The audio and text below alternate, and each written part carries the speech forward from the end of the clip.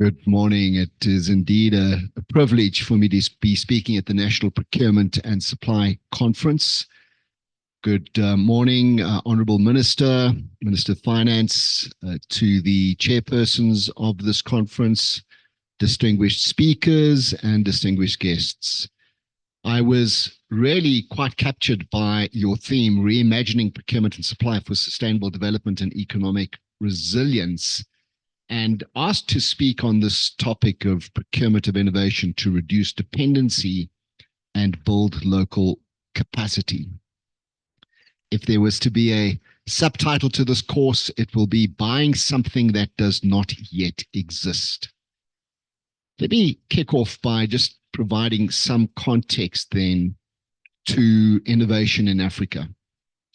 And already, 6 years ago, we were noting, and this is a paper that was done just on 6 years ago. Noticeable effort to implement measures to foster innovation and technology by firms include Ghana, Tanzania, Kenya, South Africa, Uganda, and Botswana. However, government continues to be the main source of funding for R&D activities, and this is not sustainable. Also, if we have a look at a more recent report by the African Union Development Agency and the NEPAD and the African Union Commission, which looked at accelerating Africa's industrialization and sustainable development through transformative innovation, we note that African countries fall into the bottom half of countries measured in terms of the Global Innovation Index. There's no African country in the top 50 globally, as per this particular report.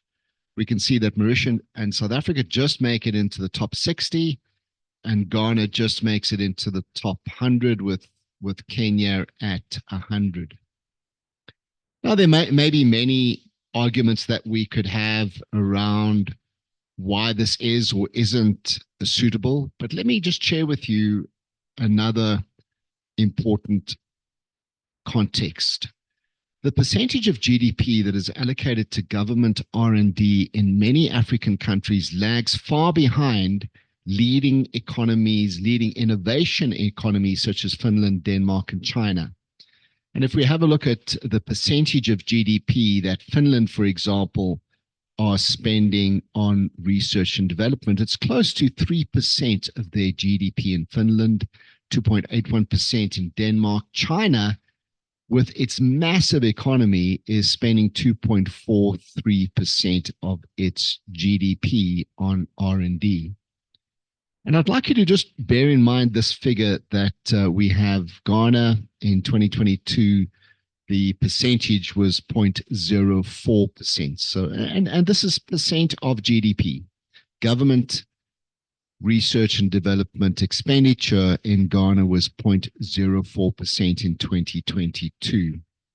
And this is according to the African Union Development Agency, NEPAD. And so this brings into context this question around using public procurement. So public procurement represents between 15 and 20% of the GDP of economies. I'm not going to go into the actual percentage in Ghana, but let's just assume for the argument today that it is 15%.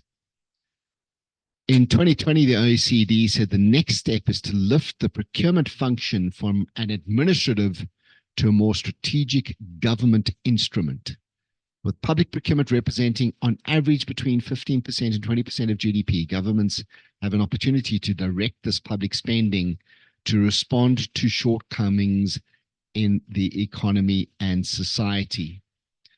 My colleague, Professor Giacchino, noted that this was already 10 years ago, strong evidence and growing consensus that public procurement can be a significant factor in supporting broad-based innovation, which can be a promising tool for states to support innovation. The sheer volume of public procurement and the possibility to tailor that significant buying power towards innovative outcomes results in a powerful demand-side measure in support of innovation, a mechanism that any economy that is serious about innovation cannot ignore.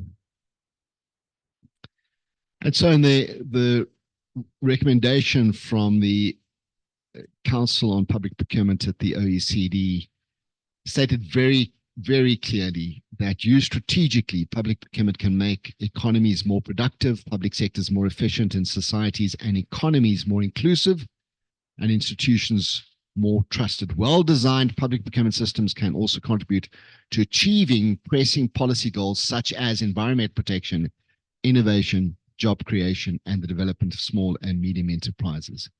And that brings us then to the topic of the procurement of innovation. The procurement of innovation, which as my subtitle to the talk was buying something that does not exist, has got many different definitions. I've tried to look at the African Development Bank to see what definitions there might be there, but nothing really of substance. So I'll share with you both the definitions from Europe and from North America. Buying the process of innovation, research, and development services with outcomes, or buying the outcomes of innovation created of others. The purchase by a contracting authority entity of new or significantly improved products, services, or works compared to those already available in the market. Very important point, already available in the market. The market in this particular instance might be Ghana. Innovation may or may not involve research and development. This is a very important point. Innovation does not always have to start with and be research and development. R&D is only one of a range of activities that can generate innovation. And I'll share with you some examples to that extent shortly.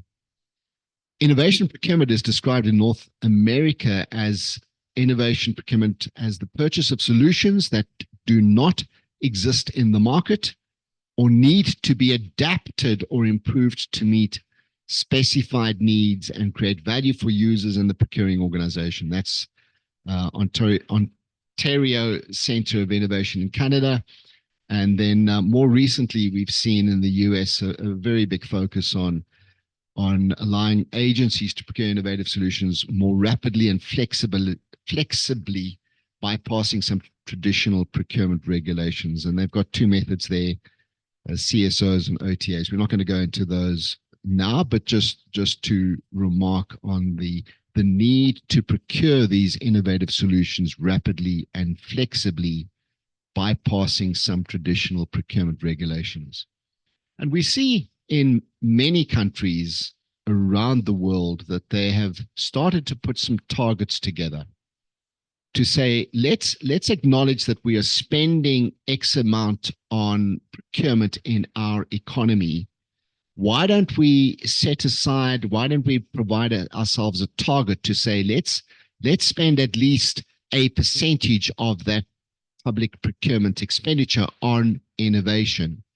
And I've just, this is all from an OECD report of 2017. And this is the one that probably is the more significant one that's been done over the last 10 years.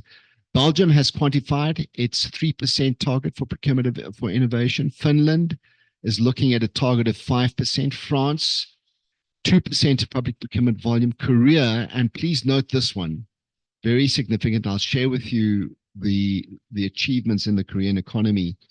20% of their procurement with innovative procurement. And that central and local governments and public enterprises should fulfill 20% of their procurement with innovative procurement. 20%. And I can share with you now that in the discussions that's underway in Europe is they're looking at a 20% target. Lithuania, it started off at 2% and up to 5% in 2020. Netherlands have a goal to spend 2.5% on innovation. And the Russian Federation, initially 2.5%, to be increased to 5%. So that's very significant, saying let's set ourselves a target. Now, I want to share with you then, and this is for me probably the most important message I'd like to share with this conference today, and that if Ghana was to set a conservative target of 2% of its public procurement spend to the procurement of innovation, that would equate to 0.3% of GDP, a seven-fold potential increase on what Ghana is currently spending, Ghana's government is currently spending on R&D.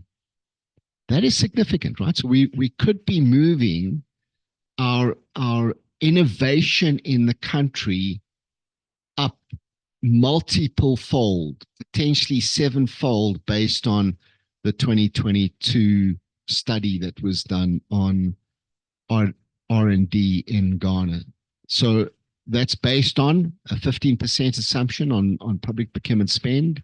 2% of 15% is 0.3%. So moving up from 0.04% to 0.3% is still significant. And if you were to take that even further and say, hey, let's make it 20%, as some of the economies are looking at now, and what Korea did many years ago, 2005, I'll share that with you shortly. You could then move it up to possibly in the stratospheric arena of Finland, Denmark, and China. Very, very interesting. So why is it? Why is it that we in Africa, in many countries, and potentially in Ghana, I know that this is certainly the case in my country where I'm currently speaking to you from in South Africa, there are many reasons why we do not manage to get this focus on public procurement of innovation going. And I'm going to share with you 7 of those barriers that I'm aware of. The first one is that innovation typically is a collaborative endeavor. It requires collaboration over long periods. It emerges through a long-term, non-linear process of engagement between suppliers and buyers. And typically in the public sector in particular, dialogue and cooperation early in the tender process is frowned upon. It's not encouraged. And you would have heard many public procurement officials saying you should not be engaging with suppliers before you've put the specification together. But this is not necessarily conducive to an innovative culture, to innovation and innovative solutions. One of the key barriers. Another barrier is that in public procurement, when you start to look at the procurement of innovation, let me just pause there briefly. I'm not talking about being innovative in procurement. Many of us are very often innovative in how we procure.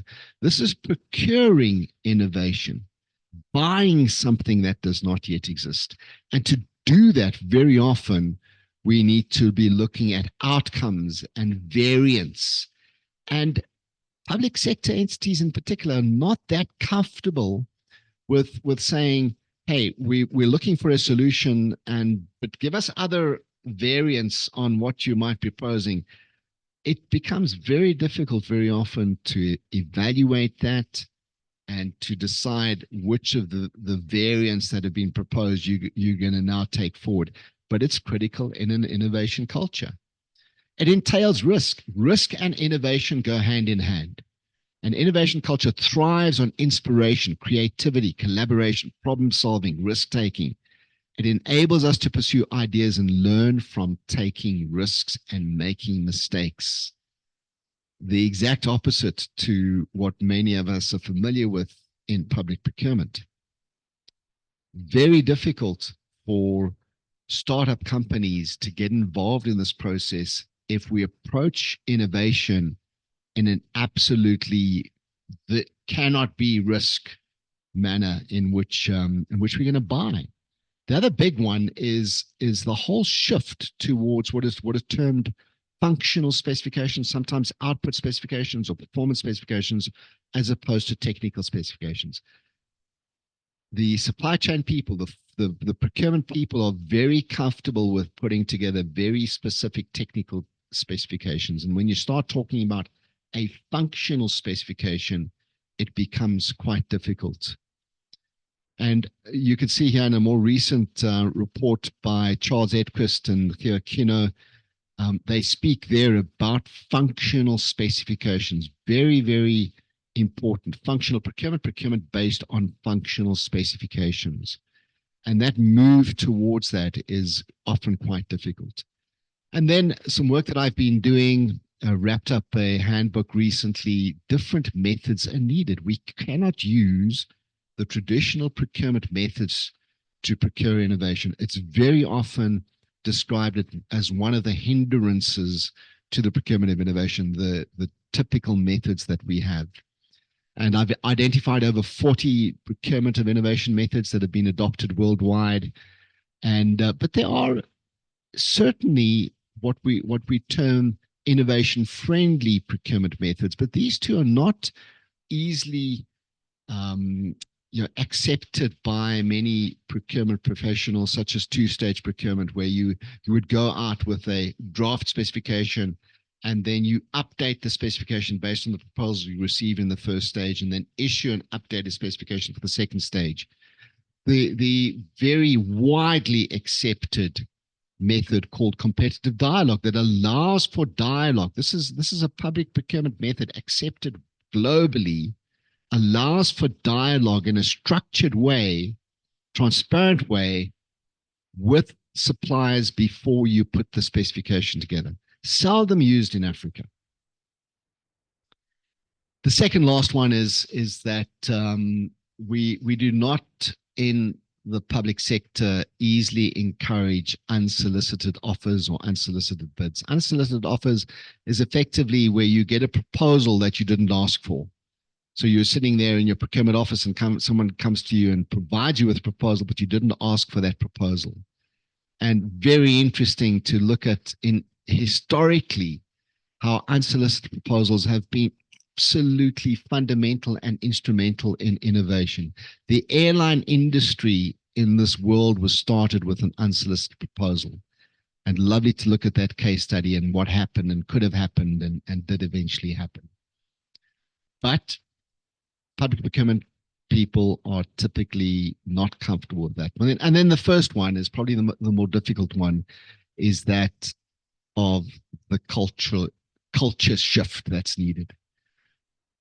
A culture shift not only amongst public buyers themselves, but the entire ecosystem, including the economic operators, the political authorities, the auditors, and even academia is needed. Relevant national, provincial, local agencies on challenging the risk-averse mindset of public service servants is necessary. I'm going to share with you now 4 examples to just try and break some of the perceptions that you might have around what is this thing called the procurement innovation. And this is one of the early ones that was done in the UK. And what they found was their prisons were disposing of an enormous number of foam mattresses every year. Easily understandable. Foam mattresses are fairly inexpensive. They're using them in prisons, and those foam mattresses very often are just not suitable for long-term use, and so they have to get rid of them. And they were disposing in the UK of over 40,000 of those annually. And they used what is termed a forward commitment procurement process that resulted in zero waste mattresses service, eliminated waste, landfill, and projected savings approaching 5 million over the life of the 4-year contract. Very interesting. So the point is that we're not talking here about Star Wars type innovation. This is practical stuff that we're dealing with in our economy, in our organizations on a daily basis. We need to look for innovative ways of solving the problems that we're dealing with all the time. Here is another one. This is from the US, a Bridging the Word Gap Challenge. This was done using a challenge-based acquisition method, and it was to try and overcome the problem that has been recognized that by the age of 4, children from low-income families are hearing 30 million fewer words than their more affluent peers. And that in the early formative stages of kids is not good for their development. So how can we bridge that? Technology. And they've put together a technology solution that can do that. Is this relevant for us in Africa? Is it relevant for families in Africa? Absolutely. Is the mattress example relevant for us in Africa? Absolutely. So these are not SpaceX things. These are things that we deal with all the time. This is a very interesting one. I mean, many economies in Africa are starting to talk about smart cities. And this is a particular innovation partnership that was used here to really just be smarter about streetlights. How many cities in Africa have got streetlight problems? We have massive problems in our municipalities and local government in South Africa with streetlights. And so what innovation can we apply to that? Now, please don't look at this and say, yes, but the solution that they're offering in this particular case, I think this was Sweden, would not be appropriate for an African city. You're absolutely right. We're not talking about taking solutions elsewhere in the world. We're saying we need to find African solutions for African problems. And that is going to take a innovation mindset to get done. Telemedicine. I was watching a fascinating case study here in South Africa just last week on how telemedicine is being used in one of our provinces, and so very often there is a need for some pre-commercial procurement type things, difficult to do, and certainly it is something that is providing life-saving solutions in the healthcare industry. And one of the issues that was mentioned at that conference when we were talking about telemedicine in the Western Cape is that it's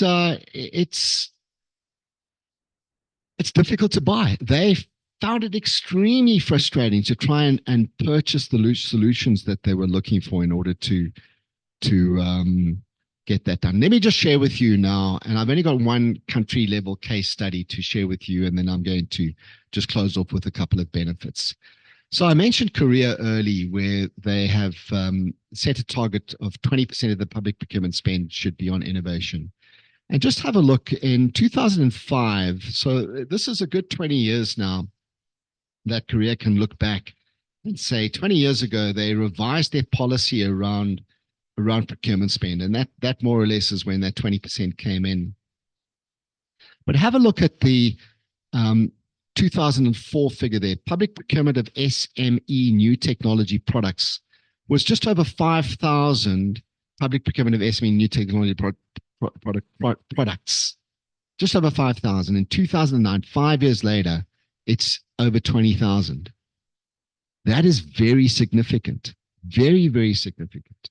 And if you think about Korea nowadays in terms of where it is in the world economy, and look at what they've achieved in terms of increasing their technology independence and the substitution of imported goods, which is one of the key challenges we've got in Africa, is we are very, very dependent on bringing in technologies from elsewhere.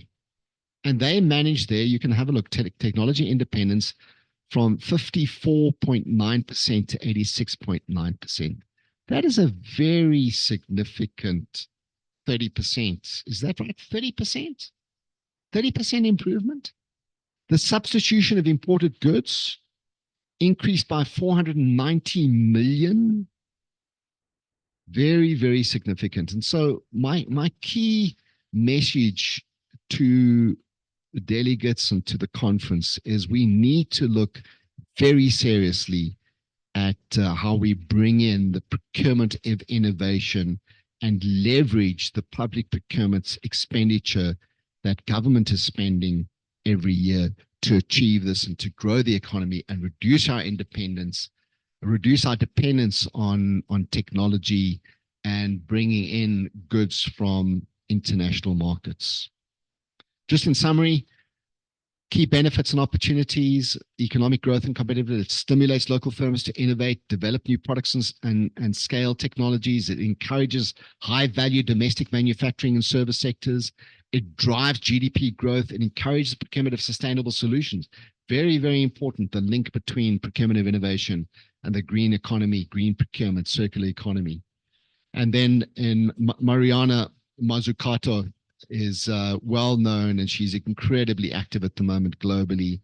Just says the R&D and knowledge spillovers that we get provide a guaranteed market for R&D outputs. It reduces the valley of death that many small businesses experience when they get early stage technologies going. It encourages collaboration between the universities and the startups and the larger enterprises. And very important in Africa, it lowers entry barriers for smaller, innovative companies. I encourage you to look at this strongly, to identify the opportunities that you have in your market, to take this seriously, to look at the policy implications of this. But whatever you do, set a target and take this seriously. I wish you a successful conference going forward.